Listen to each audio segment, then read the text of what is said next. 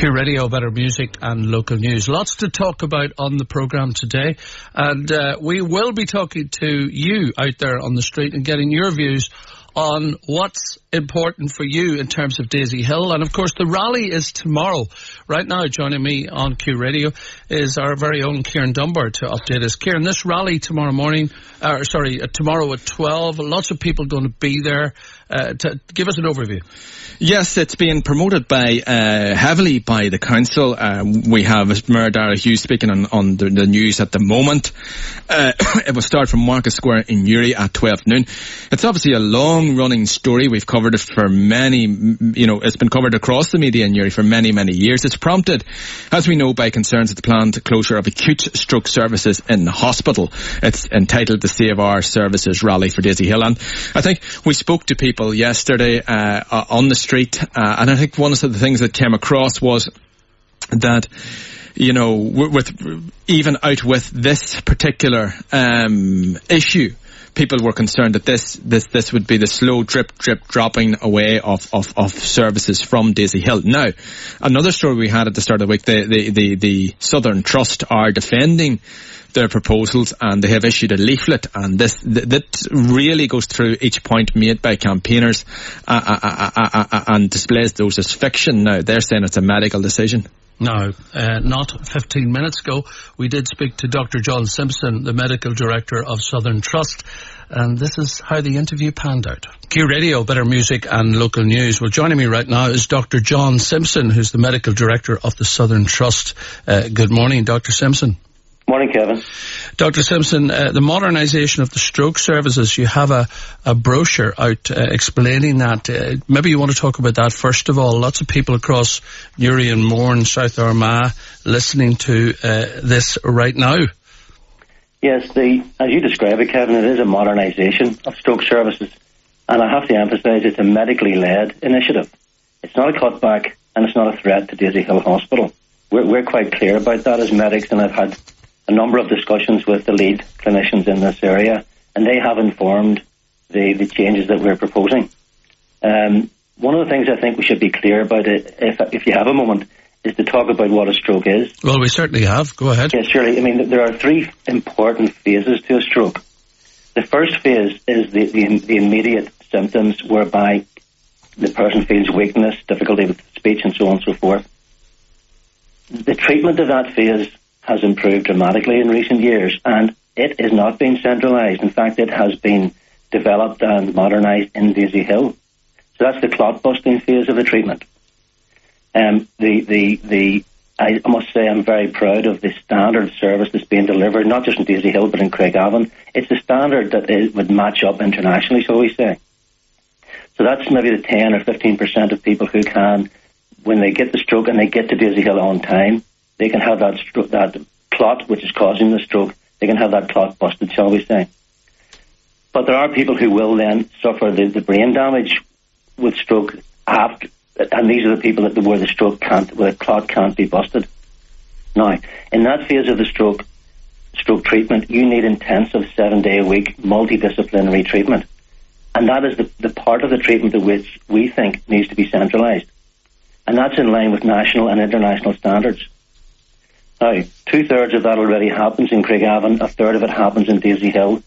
We think it's best to concentrate our resources on one site, and we've chosen Craigavon for that, being the place which is most central. Now, can I ask you a question? Why have you chosen Craigavon above Daisy Hill when you consider that Daisy Hill is centre to a city of Newry?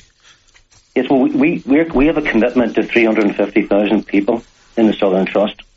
2/3 of our resources and 2/3 of the business with regards to stroke already happens in Craigavon. So we consider that phase of treatment is best concentrated in that hospital. However, and let me just explain this, that's only one phase of the treatment. That's, if you like, 6-7 days of intensive assessment and the beginnings of the treatment and rehabilitation plan.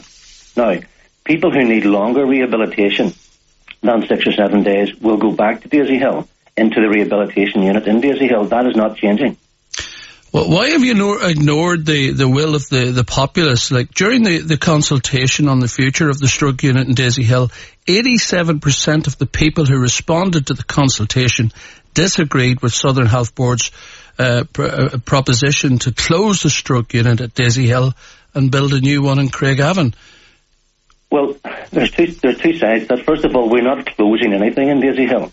We're modernising the network of service. But you are closing acute services. You're taking people out of Daisy Hill Hospital and moving them to Craigavon.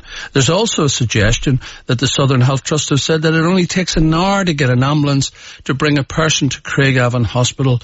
And I witnessed personally about 4 or 5 months ago in Newry Market when an ambulance was called for, and it took 45 minutes for the ambulance to arrive. So tell me where you're getting your stats from, because it takes more than an hour. It takes a while to get the ambulance, first of all, and then you have to travel to Craigavon. And as well as that, can you consider, you're a doctor, the stress that person would be going under? Am I at the hospital yet? Have I arrived? Well, first of all, you'll have to get the chief executive of the ambulance service here, Kevin, to answer those questions. It's not my responsibility. First of all, as a doctor, I want to give the best possible care to my patients, and that is how this service is being designed. As I've said, the initial clot-busting treatment in Daisy Hill is world standard. What we're trying to achieve is a higher standard, a 25% increase. Sorry, beg your pardon, Doctor. Could you repeat what you said about Daisy Hill there? You said it was of the highest. That's the initial phase one, if you like. The clot busting treatment that we have been delivering in Daisy Hill is of a high standard. The second phase of treatment after the stroke has caused brain damage, we don't do as well as we should either in Craigavon or Daisy Hill, and we need to improve those standards. That also applies, in fact, to Lurgan and to South Tyrone. So we have to improve our quality of care in that second phase of treatment. Now, the third phase of treatment, as I said, isn't changing. The rehabilitation, both in hospital and at home, will be still based in Daisy Hill and in Craigavon. There's no centralisation there. Well, what would you say to the statement that's stats I'm getting here? They're saying that a patient with a stroke in a hospital should be moved immediately to a stroke unit in the same hospital to give them a better chance. And this is the National Stroke Unit who are saying this, to give them a better chance of recovery. But what you're now saying is that they now need to travel well over an hour. It's going to be at least an hour and a half. And that's driving. Then there's the preparation of getting them into the ambulance. So you're talking 2 hours at least. What would you say to the chances of a lot of people Kevin, maybe not making it? You're moving into quite an interesting area in terms of what's the best way to deliver high quality care. Surely the best high quality care is in the one hospital. It's not. And should that not be Daisy Hill Hospital in the centre of a city of the size of Newry? Because there's no hospital that can provide the highest quality care for every type of medical, surgical or obstetric or paediatric emergency. No hospital can do that. The modern way of delivering healthcare is through networks. And what we've delivered and what we've developed very successfully in the Southern Trust is a network between Craigavon and Daisy Hill, and of course a network between the hospital care and community care. And that network extends beyond the Southern Trust up to the specialist centres in Belfast, and beyond, in fact, when you look at paediatric surgery in the north, having to work together with paediatric surgery in Dublin. That's the modern world. That's the way modern medicine works. Well, Dr. Everything can't be delivered in one hospital, no matter how big Dr. Simpson, there will always be the need for Daisy Hill to bring people in, stabilise and transfer where necessary. And that's what Daisy Hill is extremely good at. And the reality here for people living in this area is that we have a lot of rural communities across South Armagh and South Down. We have small roads, small lanes to get to. So someone takes a stroke up a small lane in South Armagh. It's going to take a while for an ambulance to get there.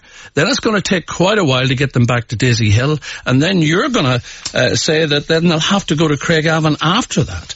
It doesn't look good. It doesn't look good. The road network in Northern Ireland. Well, that's something that you haven't considered. That's why I'm asking you. You haven't looked at that at all. We have to deliver the best possible care from a medical point of view. And as I said at the start of the interview, this is a medically led initiative, a medically led modernisation of stroke services.